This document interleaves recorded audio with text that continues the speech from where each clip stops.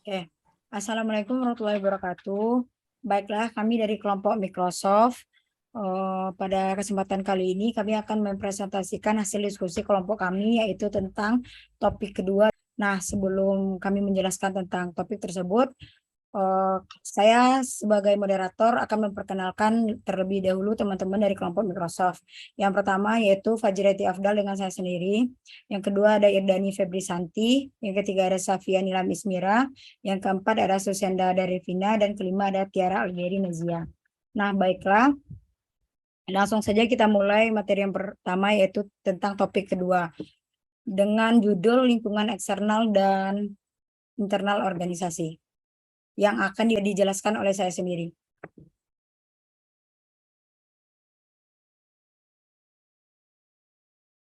Baiklah yang pertama itu lingkungan umum. Nah, lingkungan umum adalah suatu lingkungan dalam lingkungan eksternal organisasi yang menyusun faktor-faktor yang memiliki ruang lingkup luas, dan faktor-faktor tersebut pada dasarnya berada di luar dan terlepas dari operasi perusahaan. Nah, lingkungan ini hanya memiliki sedikit dampak implikasi langsung bagi pengaturan suatu organisasi. Nah, faktor-faktor tersebut antara lain yang pertama adalah ekonomi. Berbagai faktor yang mempengaruhi daya beli konsumen dan iklim berbisnis suatu organisasi adalah contohnya, yaitu pertumbuhan ekonomi, suku bunga, dan nilai tukar mata uang. Nah, yang kedua yaitu sosial. Keberagaman kondisi sosial yang berpengaruh terhadap kebutuhan pelanggan dan mempengaruhi jumlah dari seluruh potensi pangsa pasar yang ada. Contohnya adalah tingkat pendidikan masyarakat, tingkat pertumbuhan penduduk, kondisi lingkungan sosial, dan lingkungan kerja. Yang ketiga yaitu politik dan hukum. Kebijakan-kebijakan pemerintah yang mengatur jalannya proses bisnis merupakan landasan mutlak yang harus diperhatikan organisasi. Karena itulah, pemetaan peluang bisnis juga harus memperhatikan kondisi politik sebuah pemerintah, sehingga nantinya tidak terjadi benturan di kemudian hari. Contohnya itu kebijakan pajak dan peraturan daerah.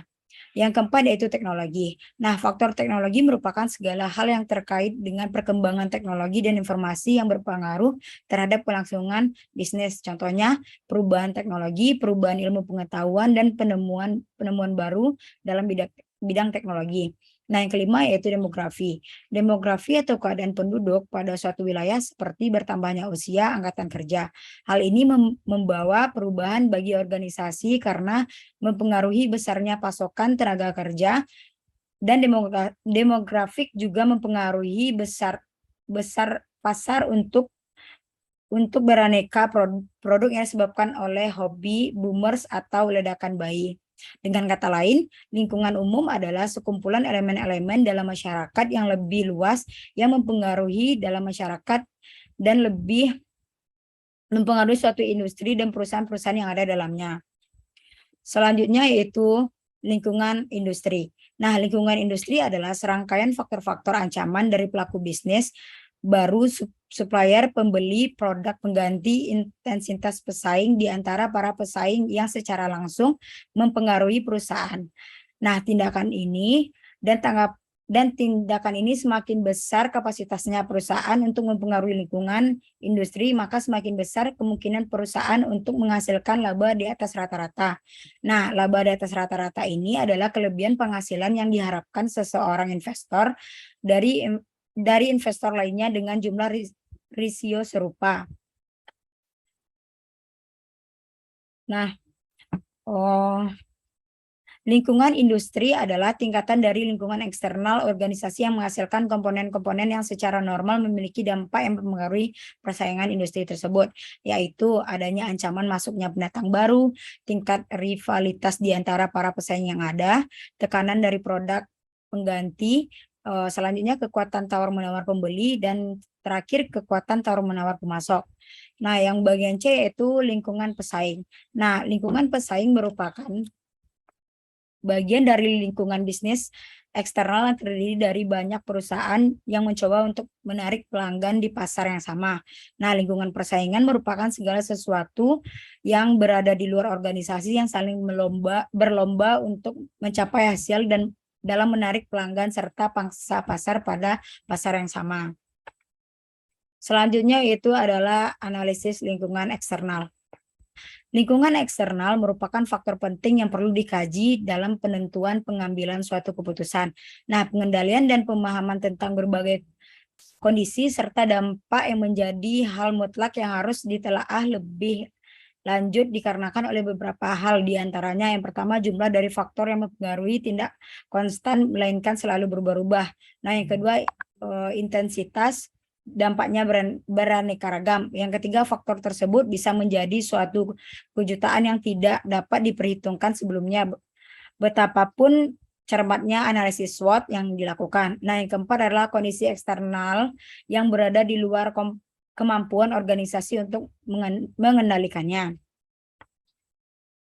Nah, teori-teori manajemen strategik mengatakan bahwa faktor-faktor lingkungan yang berpengaruh terhadap pengambilan keputusan strategik sangat berpengaruh terhadap arah yang hendak ditempuh. Dapat dikategorikan dalam dua kategori, yaitu yang pertama faktor-faktor eksternal yang jauh, yaitu lingkungan sosial. Nah, faktor-faktor lingkungan eksternal ini pada intinya merupakan faktor-faktor yang bersumber dari luar organisasi dan biasanya timbul terlepas dari situasi operasional yang dihadapi oleh perusahaan yang bersangkutan.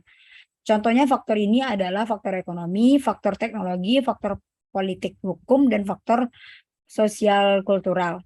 Yang kedua yaitu faktor eksternal yang dekat. Nah, faktor lingkungan eksternal yang dekat ini mempunyai dampak langsung pada operasionalisasi berbagai strategi dan kebijaksanaan suatu perusahaan. Nah, kaitan erat tersebut bukan hanya karena adanya suasana kompetitif dalam suatu usaha, akan tetapi juga berkaitan dengan peluang yang dapat dimanfaatkan, khususnya dalam perolehan sumber dana dan sumber daya yang diperlukan dan dalam memasarkan produk yang dihasilkan. Oke, materi selanjutnya yang akan dijelaskan oleh, bentar guys, aku lupa. Oke, materi selanjutnya akan dijelaskan oleh Tiara. Kepada Tiara, dipersilakan. Baiklah, terima kasih kepada moderator. Selanjutnya saya akan membahas mengenai segmen lingkungan umum.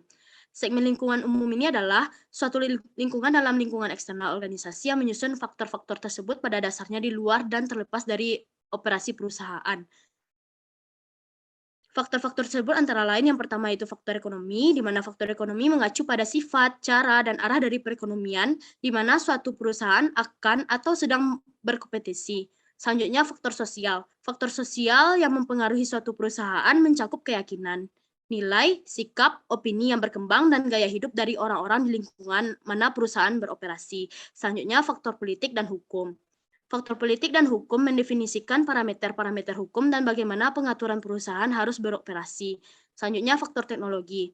Kemajuan teknologi secara dramatis telah mengubah produk, jasa, pasar, pemasok, distributor, pesaing, pelanggan, proses manufaktur, praktik-praktik pemasaran, dan posisi persaingan. Kemajuan teknologi dapat menciptakan pasar baru, perkembangan produk, dan lain sebagainya. Selanjutnya, faktor demografi. Yang perlu diperhatikan oleh perusahaan menyangkut faktor demografi ini, diantaranya adalah ukuran populasi, struktur umum, distribusi geografis, pencampuran etnis, serta distribusi pendapatan. Next. Selanjutnya, analisis lingkungan industri. Berkaitan dengan Five Competitive Force by Michael E. Porter, atau bisa disebut dengan model 5 kekuatan persaingan, yaitu yang pertama tentang ancaman pendatang baru, yang kedua persaingan antar perusahaan berupa kompetisi harga, inovasi produk, dan diferensiasi produk. Yang ketiga, kekuatan tawar-menawar pembeli. Yang keempat, kekuatan tawar-menawar pemasok. Dan yang kelima, ancaman produk. Saya kembalikan kepada moderator. Baiklah, terima kasih kepada Tiara.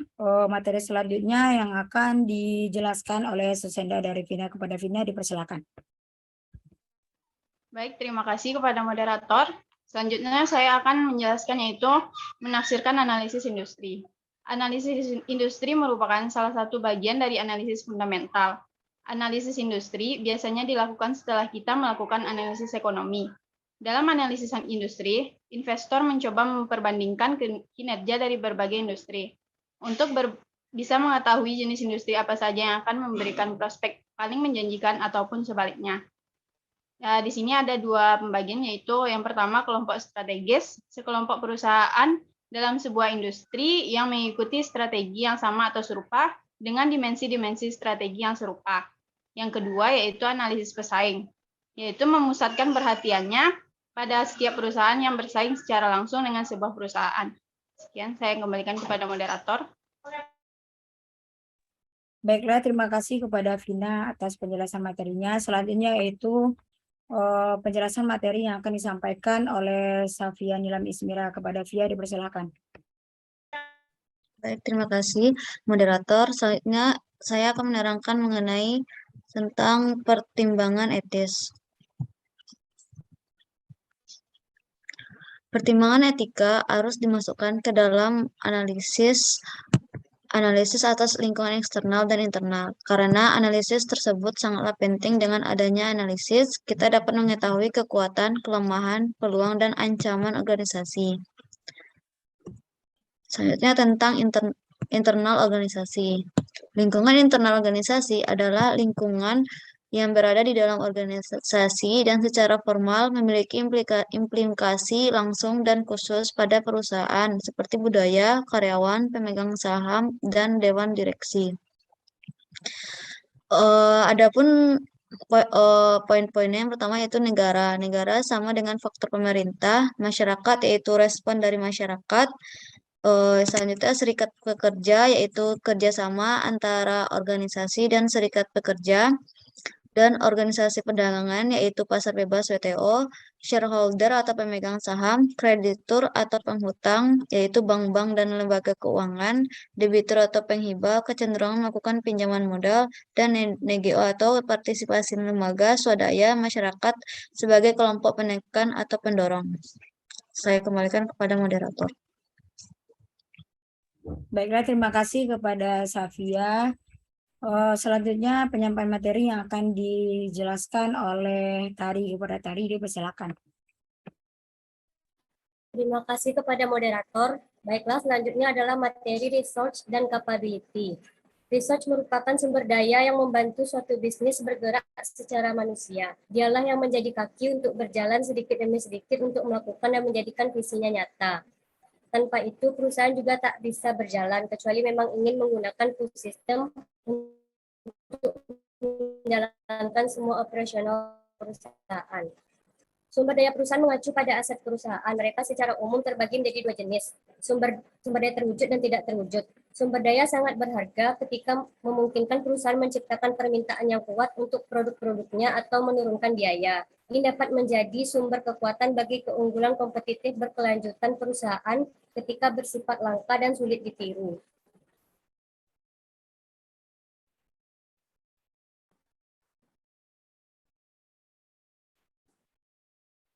Pakar manajemen kemudian membagi secara lebih spesifik kedua klasifikasi umum menjadi 4 jenis, yakni sumber daya manusia, yaitu keterampilan, pengetahuan, kapasitas, dan disposisi semua orang yang dipekerjakan dalam perusahaan. Sumber daya keuangan, yaitu uang tunai, modal keuangan perusahaan yang digunakan untuk mendanai kegiatan saat ini dan jangka panjang.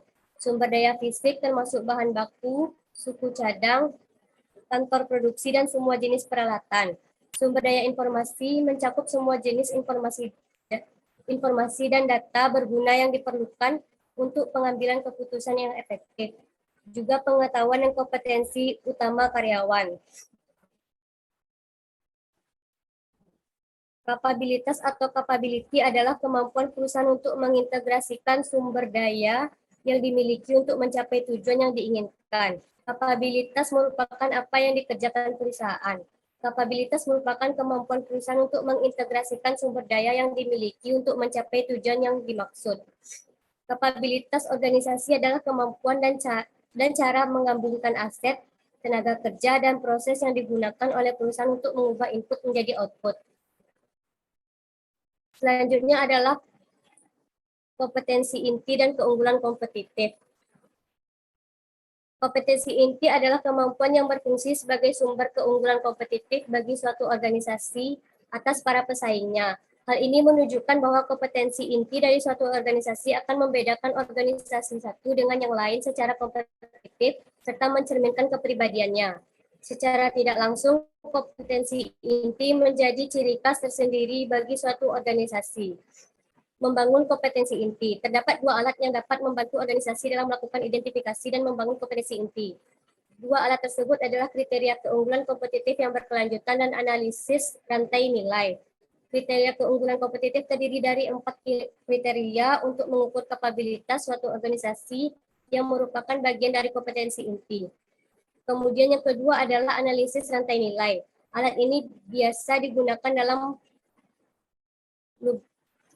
public-private. Namun untuk saat ini publik juga dituntut untuk menggunakannya. Hal ini dikarenakan lingkungan publik yang semakin dinamis dan berkembang menghasilkan kebutuhan yang semakin kompleks. Fungsi keunggulan kompetitif yang pertama bagi perusahaan adalah sebuah perusahaan harus mendapatkan keuntungan sebesar-besarnya saat memiliki produk, sehingga sebuah perusahaan mampu bertahan dan melakukan persaingan bisnis dengan mewujudkan keunggulan yang kompetitif dengan membuat keunggulan pada produk dan layanan dalam bisnis. Itu berarti usaha yang dikembangkan memiliki posisi yang baik di pasar. Yang kedua untuk konsumen. Dengan adanya keunggulan dari suatu produk atau layanan, maka konsumen mendapatkan apa yang diharapkan selama ini. Bahwa suatu produk dan jasa begitu bernilai dan sangat penting, serta nilai guna produk tersebut tidak sebanding dengan harga yang memang sudah ditawarkan. Sehingga pada akhirnya konsumen merasa puas atas produk yang ditawarkan dan mereka siap untuk menggunakan produk atau layanan perusahaan secara terus-menerus. Yang ketiga bagi investor, keunggulan kompetitif pada suatu bisnis dijadikan sebagai alat ukur serta tolak ukur dalam melakukan penilaian terhadap suatu bisnis. Penilaian ini pada dasarnya untuk menilai apakah perusahaan layak dan kinerjanya bagus dan perusahaan mampu memberikan keuntungan dari investasi yang telah dilakukan. Sekian dari saya kembalikan kepada moderator. Baiklah, terima kasih kepada Tari yang telah menjelaskan materi tersebut. Baiklah, sekian presentasi dari kelompok kami. Mohon maaf apabila ada kesalahan. Assalamualaikum warahmatullahi wabarakatuh.